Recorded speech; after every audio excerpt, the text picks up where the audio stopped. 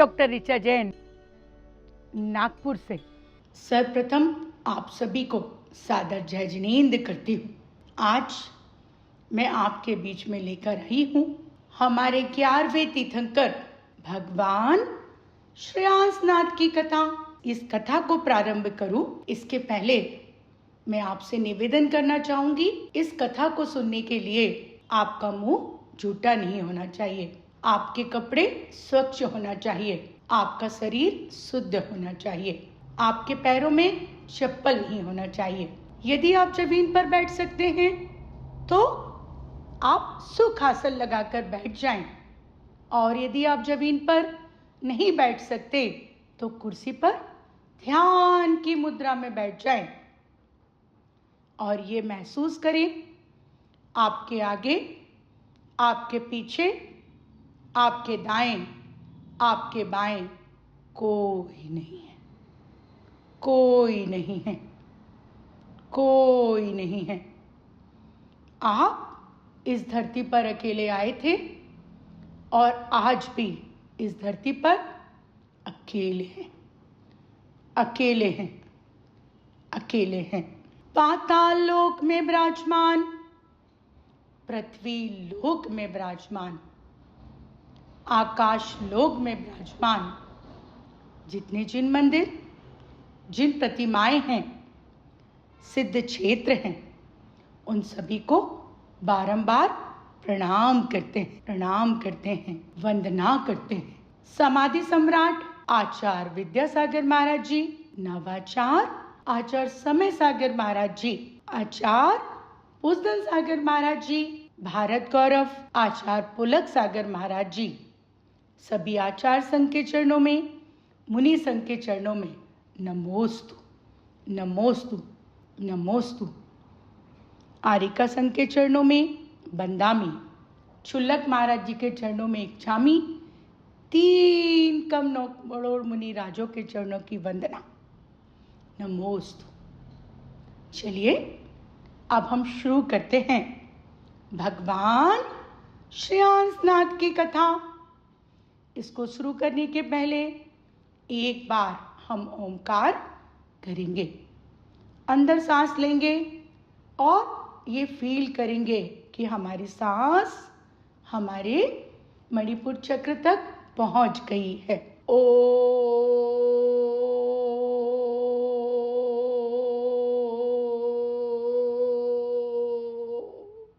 चलिए मैं अब आपको ले चलती हूँ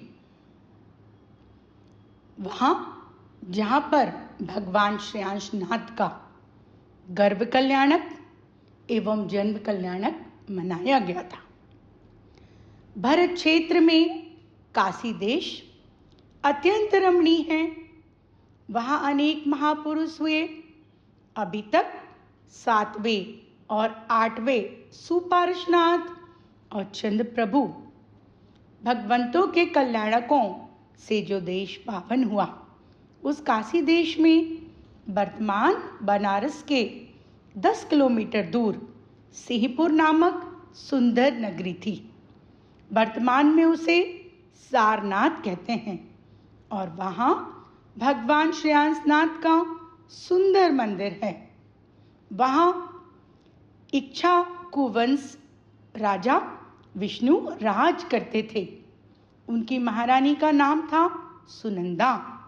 उन सुनंदा माता के गर्भ में 16 मंगल सपने के साथ भगवान श्रेयांस तीर्थंकर का जीव ज्येष्ठ की षष्ठी के दिन अवतरित हुआ। उस काशी नगरी में प्रतिदिन करोड़ों रत्न की वर्षा होती थी। 15 माह तक रत्नों की वर्षा होती रही। भगवान श्रेयांसनाथ के पूर्व तीसरे पुष्कर द्वीप के पूर्व विदय में चेमपुर नगर था। महाराजा नलिल प्रभ वहाँ राज करते थे। वे जैन धर्म के प्रेमी तथा आत्म स्वरूप के ज्ञाता थे। संसार में रहकर भी मोक्ष के साधक थे। धर्म, अर्थ, काम, इन 3 पदार्थों के साथ मोक्ष का पुरुषार्थ भी उनके निरंतर चल रहा था। राज वैभव के मध्य रहने पर भी उनकी कोई प्रवृत्ति धर्म से विरुद्ध नहीं थी। उनका जीवन एक आदर्श श्रावक समान उज्ज्वल था। उनके राज उद्यान में हजारों आम वृक्षों से सुशोभित एक रमणीय उपवन था। एक बार वहां अनंत जिनेंद्र का आगमन हुआ। मोर नाच उठे, कोयलें कुहू कुहू करने लगी, आम वृक्ष हजारों फलों से झुक गए, मानो वे हाथ में फल लेकर प्रभु जी की पूजा ही कर रहे हों। वनपाल ने आकर राजा को बधाई दी कि हे महाराजा, अपनी नगरी के उद्यान में भगवान अनंत जीव का पदार्पण हुआ है। सर्वोत्कृष्ट बधाई सुनते ही राजा के हर्ष का पार नहीं रहा। तपोवन में पहुंचकर प्रभु के दर्शन एवं उपदेश से उनकी आत्मा प्रसन्न हो उठा। आत्मज्ञान तो उन्हें था ही। तब दोपरांत महान वैराग जागृत हुआ और जिन चरणों में दीक्षा लेकर मुनि हो गए, उनको 11 अंक का ज्ञान उदित हुआ और रत्नात्रय की शुद्धि के उपरांत 16 प्रकार की विशुद्धि भावना द्वारा बिना इच्छा के तीर्थंकर प्रगति का आगमन हुआ। मानो केवल ज्ञान की द्युति ही उसके आगमन के समाचार लेकर आ पहुंची हो। वे नलिन मुनिराज विशुद्ध चारित्र का पालन करते हुए आयु पूर्ण होने पर समाधि मरण करके 16वें स्वर्ग में इंद्र हुए। वहां उनकी आयु 22 सागर की थी। अंत में स्वर्ग की दिव्य सुखों से असंतुष्ट ना होकर मोक्ष साधना हेतु स्वर्गपुरी छोड़कर मनुष्य लोक में आए। अब जानेंगे भगवान श्रेयांसनाथ का जन्म कल्याणक। भगवान श्रेयांसनाथ जन्म कल्याणक। माता के 9.25 मास बीतने पर फागुन कृष्ण एकादशी के दिन भरत क्षेत्र के 11वें तीर्थंकर का अवतार हुआ। 3 ज्ञान के धारी और 3 लोक के नाथ ऐसे बाल तीर्थंकर का अवतार होने से तीनों लोक के जीव हर्षित उठे। सर्व ऋतुएं एक साथ खिल उठी और जीवों को शांति का अनुभव हुआ। पापी जीव भी धर्मात्मा बन गए। इंद्रों ने आनंद पूर्वक धूमधाम से दिव्यता सहित प्रभु का जन्मोत्सव मनाया, जो जगत के उत्कृष्ट मंगल महोत्सव में अद्वितीय है। प्रभु के जन्मोत्सव द्वारा अपना श्रेय प्राप्त किया। श्रेयांसनाथ तीर्थंकर का अवतार होते ही जीवों का श्रेय प्रारंभ हो गया। उनसे पूर्व भरत क्षेत्र में असंख्य वर्षों तक जैन धर्म की धारा विच्छिन्न हो गई थी, जो पुनः प्रभावित हो गई। इंद्र ने श्रेयांसनाथ नाम दे, उसके पूर्व ही प्रभु ने जीवों का श्रेय प्रारंभ कर दिया था। उनके चरण में गेंडा का चिन्ह था। जिस प्रकार गेंडा का शरीर शस्त्रों से नहीं बिनता, उसी प्रकार श्रेयांसनाथ प्रभु के अभेद अनेकांत शासन को किसी भी एकांतवादी कुचक्र से भेदा जा नहीं सकता था। इंद्र ने प्रभु का जन्म अभिषेक करने के पश्चात स्तुति करते हुए कहा, हे देव, आप इस अवतार में सर्वज्ञ परमात्मा होंगे और रत्नात्रय रूप मोक्ष मार्ग का उपदेश देकर अनेक जीवों का श्रेय करेंगे। आप जीवों के हित रूप श्रेय मार्ग के रक्षक तथा पोषक हैं, इसलिए सचमुच आप श्रेयांसनाथ हैं। कुमार श्रेयांसनाथ मात्र शिवपुरी के नहीं, परंतु समस्त काशी देश के गौरव स्वरूप थे। उनके कारण काशी देश सारी दुनिया में प्रसिद्ध था। काशी देश की प्रजा ने सुपार्श्वनाथ और चंद्र प्रभु के पश्चात इन तीसरे बाल तीर्थंकर को अपनी नगरी में कीड़ा करते देखा। उन्हें देखते ही प्रजाजनों के हृदय आनंद से बोल उठते थे, जहां ऐसे महात्मा प्रभु विचरते हैं उस देश को धन्य है, धन्य है, धन्य है। हमारे नेत्र सफल हुए जो हमें ऐसे भगवान के दर्शन हो रहे हैं, दर्शन हो रहे हैं। हजारों प्रजाजन प्रतिदिन सुप्रभात में श्रेयांश कुमार के दर्शन करने आते और परमात्मा के दर्शन जैसे आनंद प्राप्त करते, क्योंकि श्रेयांश प्रभु एक मंगल आत्मा थे। उनका द्रव्य भी परमात्मा द्रव्य था, अर्थात वे स्वयं द्रव्य परमात्मा थे। उनके साथ दो शब्द बोलने से भी परम आनंद होता था। एक बार एक श्रेष्ठ नागरिक ने प्रभु से पूछा, हे देव, इस 24 में इस काशी देश में सुपार्श्वनाथ एवं चंद्र प्रभु इन दोनों तीर्थंकर के पश्चात आप तीसरे अवतरित हुए हैं। क्या अब भविष्य में इस काशी देश में और किसी तीर्थंकर का अवतार होगा?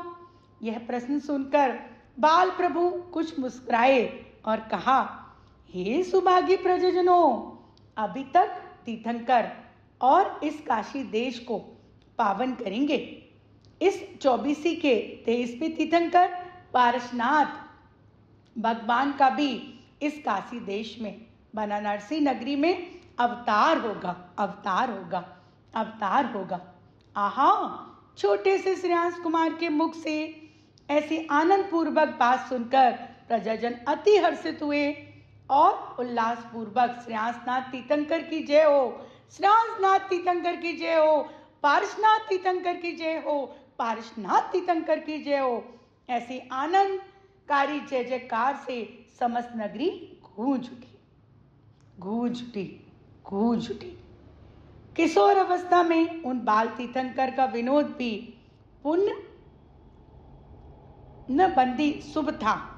आनंद किल्लो पूर्वक बुद्धिगत होते राजकुमार श्रेयांशनाथ युवा अवस्था को प्राप्त हुए। भगवान श्रेयांशनाथ युवा अवस्था एवं राजकाल किशोर अवस्था में उन बाल तीर्थंकर का विनोद भी पुण्यानुबंधी शुभ था। आनंद किल्लो पूर्वक बुद्धिगत होते होते राजकुमार श्रेयांशनाथ युवा अवस्था को प्राप्त हुए। पिता ने उनका विवाह किया और राज अभिषेक करके उन्हें सेपुर के राज सिंहासन पर बिठाया। पुण्य कर्म उत्तम भोग सामग्री द्वारा उनकी सेवा करता था। यद्यपि वे धर्मात्मा राजकुमार तो चेतन सुख की श्रेष्ठतम को समझ उन उत्तम भोगों को तुच्छ ही समझते थे। मात्र 12 समुद्री भी नहीं, अपुति अंतरंग श्रेय मार्ग में भी बुद्धिगत थे।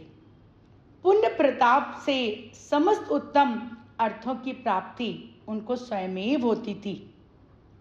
इसलिए उन्हें अर्थ प्राप्ति हेतु कोई पुरुषार्थ करना नहीं था, मात्र मोक्ष हेतु ही पुरुषार्थ करना था, जिसे वे राज संचालन के साथ भी गुप्त रूप से करते ही रहते थे। इस प्रकार महाराजा श्रेयांशनाथ ने अपनी गुप्त ज्ञान विधि की सुरक्षा पूर्वक 42 लाख वर्ष तक सुख से राजकाल किया।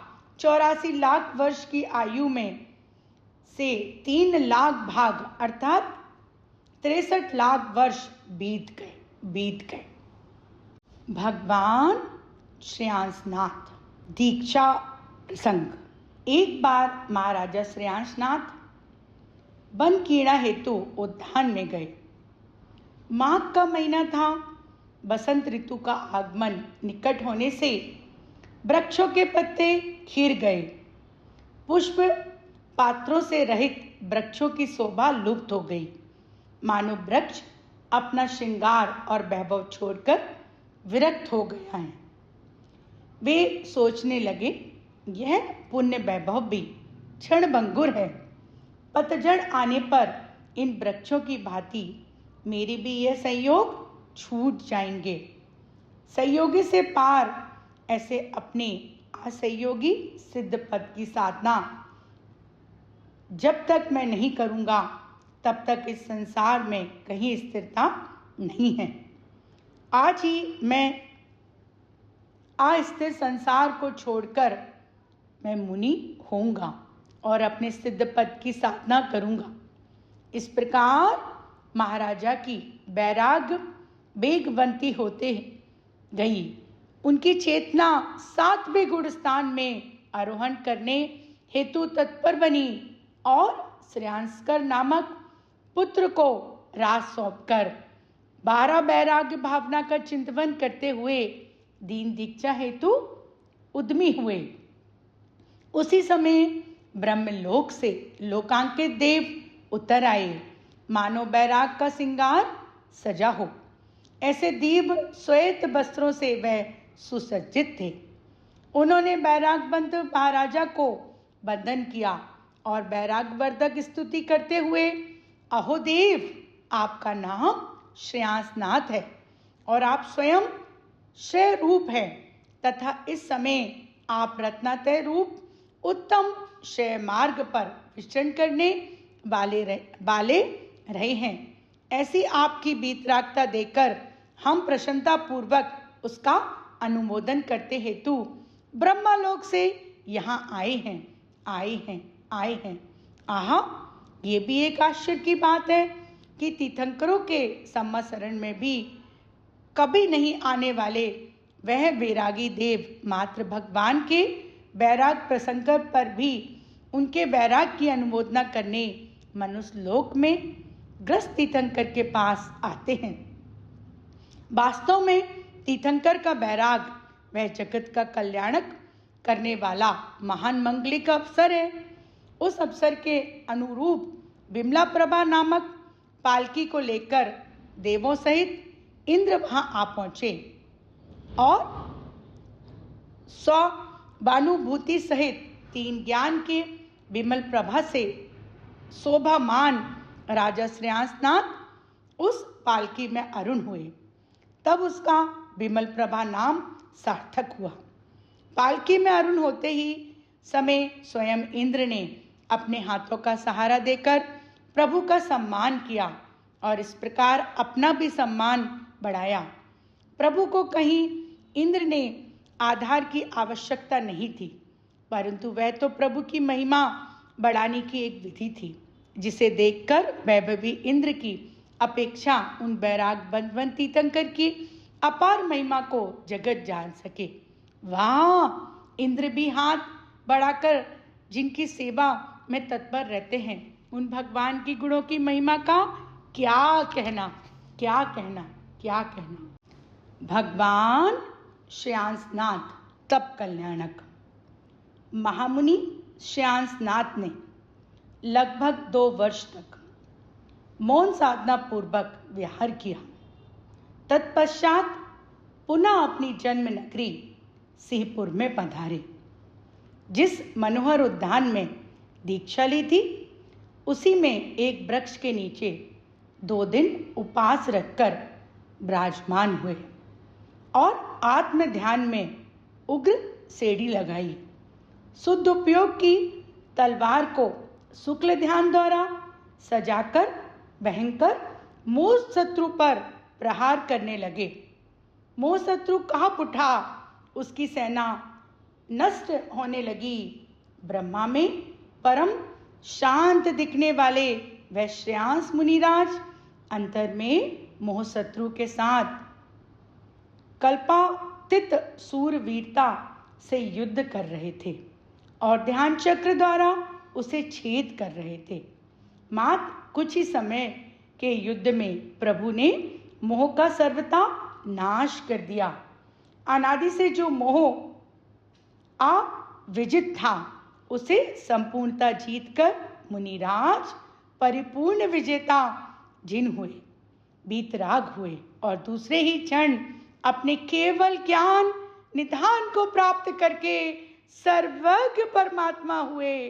वह मंगल दिवस एवं मंगल घड़ी थी माघ कृष्ण अमावस्या की संध्या। अमावस्या होने पर भी प्रभु के आसपास अंधकार नहीं था। वहां तो अमावस्या की रात्रि में भी किसी देवी प्रकाश का पुंज फैला हुआ था। 11वें तीर्थंकर श्रेयांस प्रभु को केवल ज्ञान होने पर उनके चौथे कल्याणक का उत्सव करने के लिए काशी देश की सेपुरी नगरी में स्वर्ग से इंद्र आदि भी चौथी बार आ पहुंचे। एक ही नगरी में प्रभु के 4 कल्याणक। धन्य है वह नगरी जो 2 घड़ी में तो सम्मासरण की रचना हो गई। उसकी शोभा ऐसी अद्भुत थी कि अरे यह रचना इंद्रों ने ही की या तीर्थंकर के साथी से पुण्य से हुई है, ऐसे निर्णय नहीं हो सकता था। तीर्थंकर प्रभु के धर्म दरबार में भव्य जीवों का समूह आया। मात्र देव नहीं, मनुष्य तथा सिंह और सशंक, बाघ और बंदर, हाथी और सर्प आदि प्राणी आए और शांति से धर्म उपदेश सुनने लगे। वे मात्र सुनकर नहीं बैठे रहे, परंतु उससे कहे हुए अपने चेतन तत्व की सुंदरता को अपने में देख लिया और आत्मज्ञान करके मोक्ष के मार्ग में चलने लगे। अपने भीतर विद्यमान परमात्मा के उन्होंने दर्शन कर लिए। श्रेयांस कुमार तीर्थंकर की दिव्य धर्म सभा में कुंतराज आदि 70 धर्म मंत्री गणधर थे। वे सब 12 अंक के धारी शुद्ध केवली थे तथा महान लब्धि के धारक थे। करोड़ों श्लोक मात्र 2 घड़ी में शुद्ध उच्चारण पूर्वक बोल सके, ऐसी उनकी वचन शक्ति थी। हजारों लोग एक साथ बोलकर कोलाहल कर रहे हों, यद्यपि उन सब में से प्रत्येक की भिन्न भिन्न बात एक साथ सुन सकें, ऐसी उनकी श्रवण शक्ति थी। इन प्रभु के समुचरण में मुनिवरों की सभा में श्री मंडप के ऊपर 5000 धनुष ऊंचे निरालंबी आकाश में 6500 केवल ज्ञानी भगवान प्रभु समान ही अरहंत पद पर विराजते थे।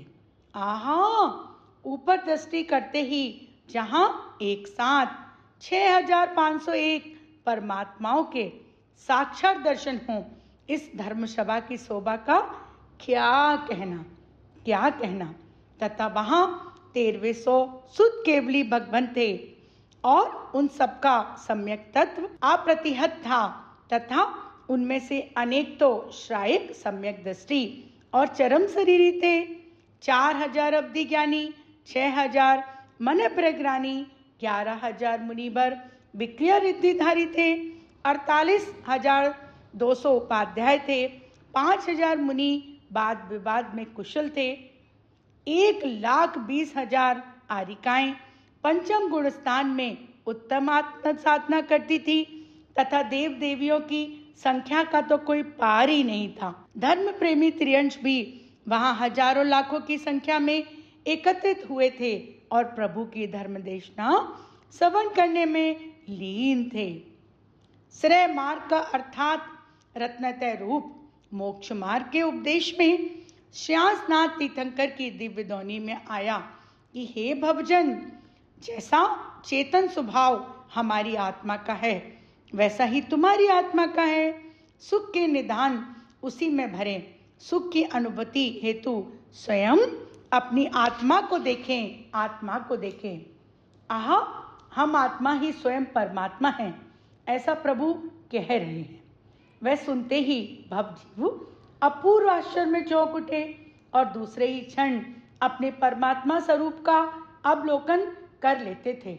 कोई सम्यक दर्शन प्राप्त करते थे तो किन्हीं को एक साथ सम्यक दर्शन, ज्ञान, चारित तीनों की प्राप्ति हो जाती थी।